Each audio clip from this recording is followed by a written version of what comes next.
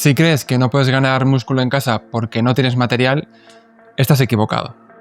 Pero si crees que puedes ganar mucho músculo entrenando en casa igual que en el gimnasio, también estás equivocado. Muchas personas usan la falta de equipamiento como excusa para no empezar a entrenar. Y los que sí entrenan en casa suelen estancarse porque no saben cómo progresar sin mancuernas, barras o máquinas de poleas. Voy a enseñarte qué es cierto y qué no sobre entrenar en casa, dónde están los límites reales y cómo puedes progresar de forma sostenible y eficiente aunque solo tengas un par de mancuernas y 3 metros cuadrados. El problema no es entrenar en casa.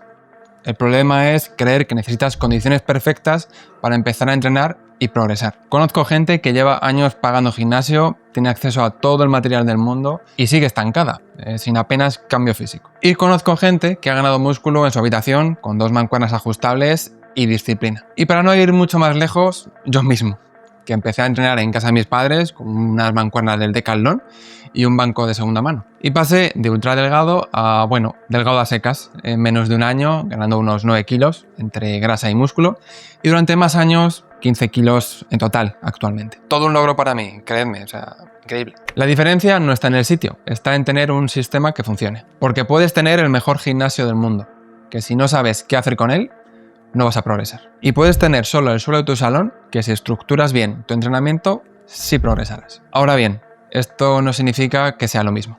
Entrenar en casa tiene ventajas que casi nadie valora hasta que las tiene. La primera, 0 tiempo perdido en desplazamientos. Ir al gimnasio, volver, ducharte allí o en casa, preparar la bolsa, suma fácil al final 40 minutos extra por sesión. Y puede darte pereza si un día no tienes muchas ganas. Esos son más de 2 horas a la semana que podrías estar utilizando para dormir, disfrutar de tus hobbies o entrenar más días. Si eres una persona que busca la eficiencia en el tiempo, esto es oro. Segunda, la flexibilidad horaria total. No dependes de horarios de apertura, ni de que haya gente esperando en el rack de sentadillas. Entrenas cuando puedes, a las 6 de la mañana o a las 7 de la tarde. Tercera, inversión única frente a una mensualidad recurrente. Un gimnasio medio cuesta entre 30 y 50 euros al mes, más o menos. Esos son 360, 600 euros al año. En 3 años, entre 1.000 y 1.800 euros. Con esa cantidad te montas un setup en casa más que decente. Mancuernas ajustables, banco regulable, barra, discos, bandas elásticas y te sobra. Cuarta, la intimidad. No todo el mundo quiere entrenar delante de gente. Hay personas que se sienten observadas, incómodas o simplemente prefieren concentrarse sin ruido de fondo, sin miradas ajenas, ni que le molesten con un ¿cuántas te quedan, bro? Y eso es completamente válido. Estas son ventajas totalmente reales, pero también hay inconvenientes. Entrenar en casa sin apenas material no es la panacea.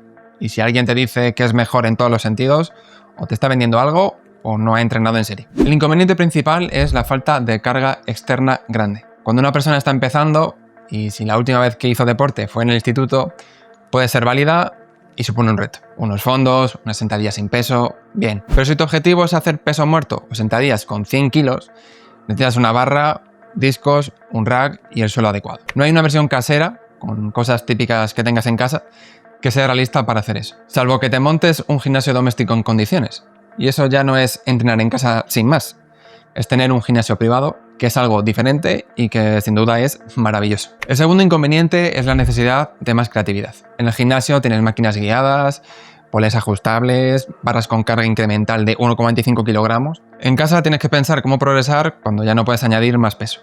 Y eso requiere conocimiento. Y muchas personas no tienen en cuenta esto y simplemente siguen haciendo los mismos ejercicios con más y más repeticiones. Y eso al principio es progresar, pero luego deja de tener sentido. El tercer inconveniente es la autodisciplina. En el gimnasio hay un contexto que te empuja.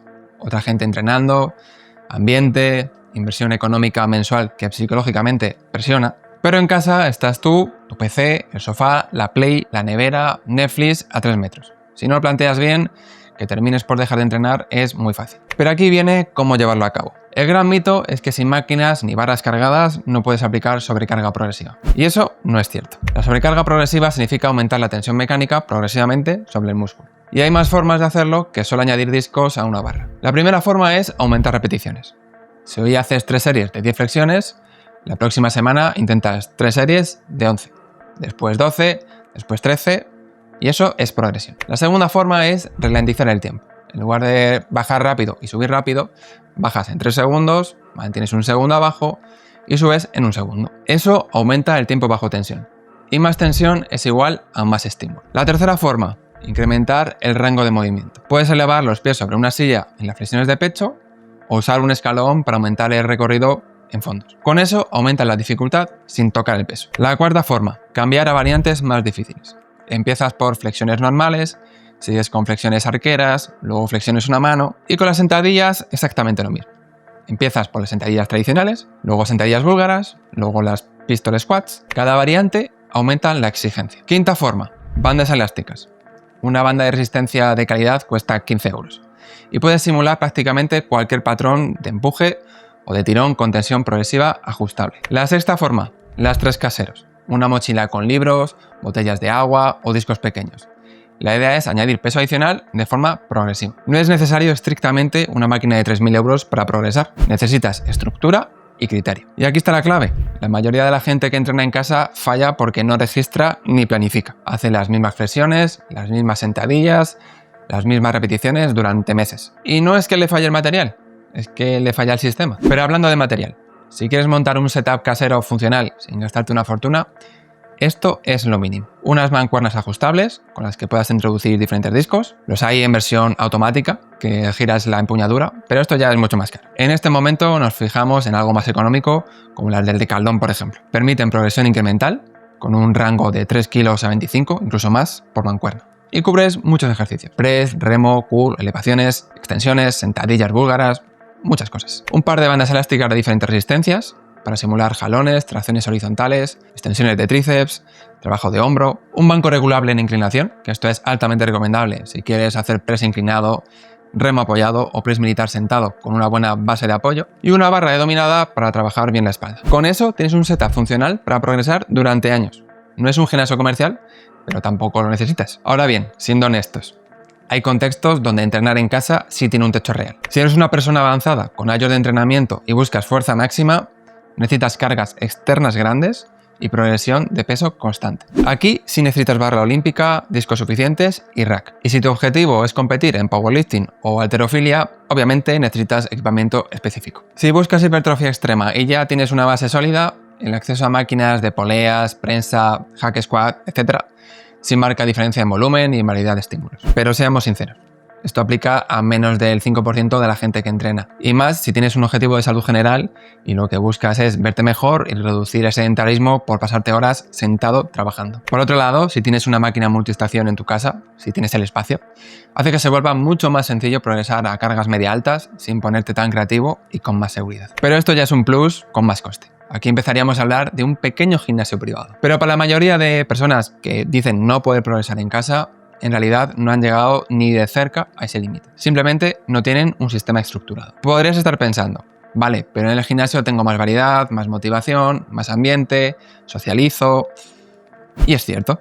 Pero también tienes más desplazamiento, más gasto mensual, más dependencia de horarios y más fricción para entrenar cuando tienes un mal día. Al final no se trata de si uno es mejor que otro. Se trata de qué funciona mejor para ti en tu contexto real. Si tienes tiempo, dinero y un gimnasio cerca y disfrutas del ambiente, perfecto, ve al gimnasio. Si tienes poco tiempo, presupuesto ajustado, horarios irregulares o simplemente prefieres la intimidad, entrenar en casa es una opción totalmente viable. El error es pensar que uno es superior al otro de forma universal. Entrenar en casa simplemente es diferente. Pero lo que sí es superior es tener un plan frente a no tenerlo. Y eso aplica en cualquier sitio. Ahora bien, si ya tienes claro que puedes entrenar en casa, probablemente habrás escuchado que hacer abdominales todos los días va a quitarte la grasa de la barriga. Y eso es simplemente mentira. En este vídeo de aquí te explico por qué los abdominales no queman grasa localizada y qué tienes que hacer realmente si quieres perder grasa abdominal. Haz clic y nos vemos ahora.